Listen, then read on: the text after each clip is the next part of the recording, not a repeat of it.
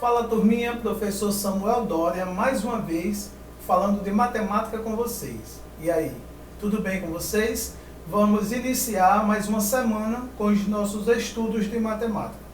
Vamos para mais uma aula, essa é a primeira videoaula e a primeira aula de matemática dessa semana. E aí, prontos para iniciarmos mais uma aula de matemática? Lembrem que para iniciar a nossa aula de matemática, vocês precisam estar com seu material didático à sua disposição. Lápis, borracha, caneta, caderno, livro didático, para que possamos estudar juntos. Nós vamos respondendo as questões aqui e vocês irão acompanhando aí o passo a passo com o livrinho didático de vocês. E aí, vamos iniciar? Então, pessoal, não podemos esquecer que o nosso componente curricular é matemática. Essa aula tem como público-alvo vocês alunos do 5º ano do ensino fundamental. Nessa aula de hoje, nós iremos falar de frações. Iremos iniciar o estudo das frações. Para iniciar a nossa aula, nós vamos precisar abrir o livrinho didático de vocês na página 138. E aí nós vamos falar de leitura de frações, que encontra-se na página 138. Então, com o livrinho didático de vocês em mãos, nós vamos iniciar os nossos estudos falando de frações. Então, aí nós vamos para a questão 1. Na questão 1 ele diz: para completar o acabamento do piso, Valdemir vai usar apenas parte de uma lajota de cerâmica. Ou seja, Valdemir, ele é um pedreiro e aí ele está trabalhando. Mas aí ele vai precisar fazer o seu acabamento final. Nesse acabamento final, ele não vai usar uma lajota por completa. Ele disse assim, olha, preciso dividir a lajota em duas partes de mesmo tamanho, pois vou usar apenas metade dela. Aí, Valdemir estava trabalhando com lajotas, mas ele não ia usar uma lajota por completo nesse finalzinho de serviço. Ele precisou dividir uma lajota em dois pedaços do mesmo tamanho. Então, pessoal, é importante nós entendermos que o uso das frações se dá quando você tem um inteiro, nesse caso, a lajota que Valdemir está usando é o inteiro que ele está trabalhando. E você divide em partes iguais. Valdemir aqui dividiu em duas partes iguais. Então, para nós trabalharmos com frações, é obrigatório que o inteiro seja dividido em partes iguais. E aí, vamos continuar com o probleminha em raciocínio de Valdemir. Primeiro nós vamos dizer o seguinte: uma lajota é o inteiro. É o inteiro que ele estava trabalhando. Essa lajota foi dividida em duas partes de mesmo tamanho. Representando em forma de fração, cada parte é 1/2. Então, essa metade da lajota é 1/2 da lajota e essa outra metade da lajota é 1/2 da lajota. Então, nós estamos dizendo que um inteiro qualquer, quando dividido em duas partes de mesmo tamanho, cada uma das partes é representada em forma de fração por 1/2. Vamos entender. A partezinha de baixo que nós vamos explorar ainda representa em quantas partes o inteiro foi dividido. Em duas. Esse de cima, ele representa a parte que está sendo observada. Nesse caso, essa metade. Portanto, nós estamos dizendo que Valdemir dividiu um inteiro em duas partes de mesmo tamanho. Cada uma das partes foi representada por uma fração 1/2. Então, pessoal, aí nós vamos para o probleminha. O probleminha diz o seguinte: que fração representa metade da lajota? Vimos agora. Metade de um inteiro é 1/2. Em forma de fração, 1/2. Depois ele quer saber, se Valdemir dividisse a lajota em três partes de mesmo tamanho e usasse uma dessas, que fração da lajota ele usaria? Imagine que Valdemir precisasse dividir a lajota em três partes de mesmo tamanho e usasse apenas uma das partes. Como nós representaríamos em forma de fração? Então, 1/3. Valdemir dividia em três partes e usava uma. 1/3 seria a fração que representava a parte que ele usou. Então, agora nós vamos para a questão 2. Na questão 2, Ruth precisava de 1/4 de litro de leite para fazer um doce. ela dividiu 1 litro de leite em 4 porções iguais, ou seja, com a mesma quantidade, e separou apenas uma parte para fazer o doce. Um problema parecido com o de Valdemir, Ruth, ela precisava de 1/4 de 1 litro de leite para fazer um doce.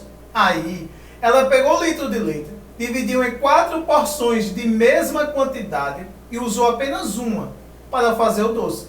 Então, aí o problema está aqui representado, né? A divisão feita por ela. Então, aí nós vamos representar em forma de fração esse probleminha. Primeiro vamos entender 1/4 foi a quantidade de leite que ela usou. Essa fração 1/4 nós vamos explorar seus elementos. Primeiro, vamos entender. O númerozinho que está acima aqui, o 1, ele representa a porção do litro de leite que a Ruth usou. Como ela usou uma porção, o númerozinho de cima é 1. Esse númerozinho de cima ele é chamado de numerador da fração. O numerador da fração, ele representa as partes do inteiro que foram observadas, que foram retiradas, que foram usadas, depende do problema. Então, nesse caso, o numerador representa uma das 4 porções usadas por Ruth. Aí, o númerozinho de baixo, ele representa a quantidade de porções iguais em que foi dividido o litro. Ou seja, em uma fração, o número de baixo ele vai representar em quantas partes o inteiro foi dividido. Então, aí ele é chamado de denominador da fração. Denominador da fração, ele representa em quantas partes iguais o inteiro foi dividido.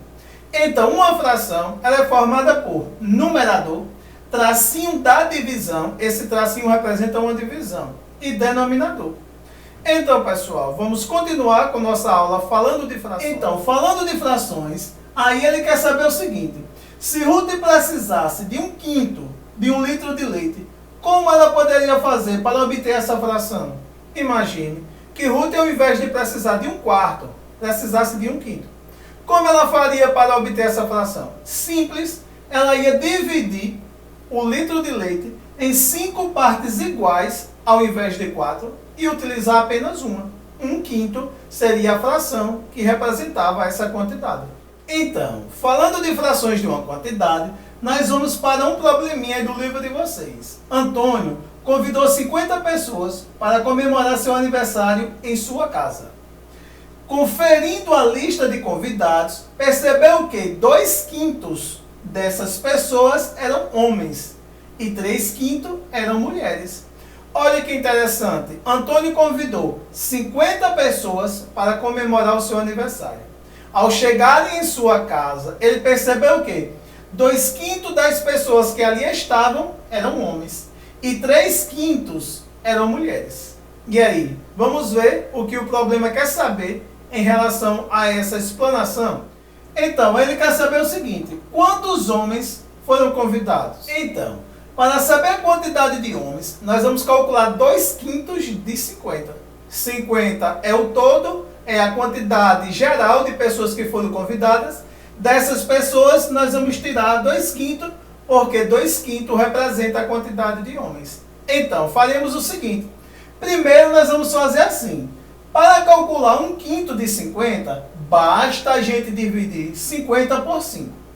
Dividindo 50 por 5, nós vamos obter 10. Então, nós estamos dizendo o seguinte, que 1/5 de 50 é igual a 10. Como ele falou que foram 2/5 de 50, é só multiplicar 10 vezes 2, 20. Estamos dizendo que 2/5 de 50 é igual a 20. Então, como foram 50 convidados, desses 50, 2/5 eram homens, estamos dizendo que 20 dos convidados eram homens. E aí nós já temos todas as informações em relação a esse problema. Se eram 50 convidados e 20 eram homens, 30 eram mulheres. Se 30 eram mulheres, 3/5 dos convidados eram mulheres. Aí depois, pessoal, nós vamos para a questão 2. Amélia usou 3/4 das 24 rosas do canteiro para fazer um lindo buquê.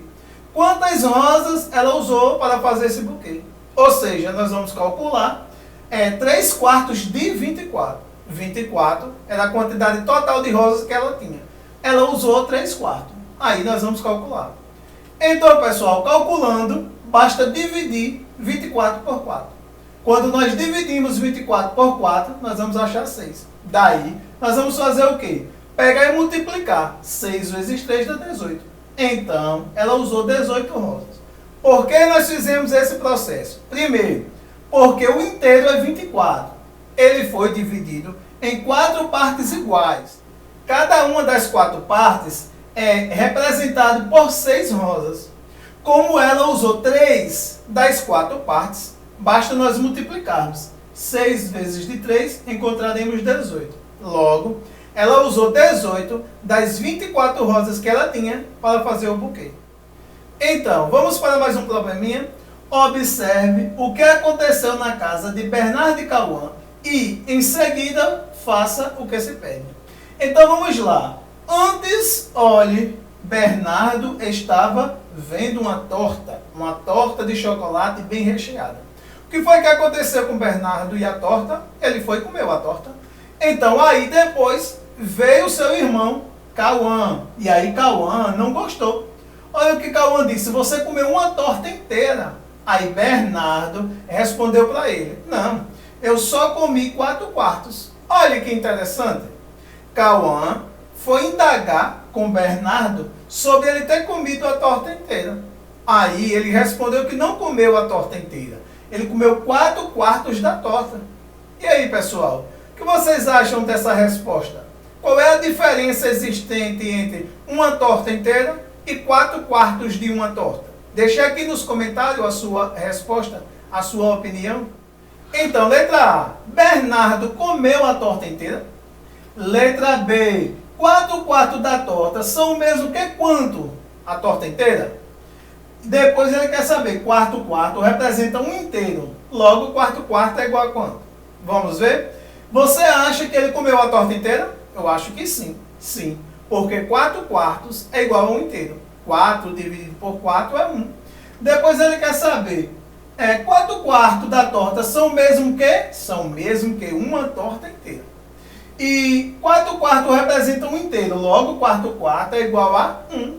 4 dividido por 4, 1. Portanto, é óbvio que ele comeu a torta inteira. E aí ele respondeu em forma de fração. Eu comi 4 quartos. Então, pessoal, a nossa primeira videoaula, primeira e segunda aula de matemática da semana, encerra por aqui. Iniciamos os estudos das frações. Espero que vocês tenham compreendido. Na próxima aula iremos nos aprofundar um pouquinho mais. Um forte abraço e até o próximo encontro.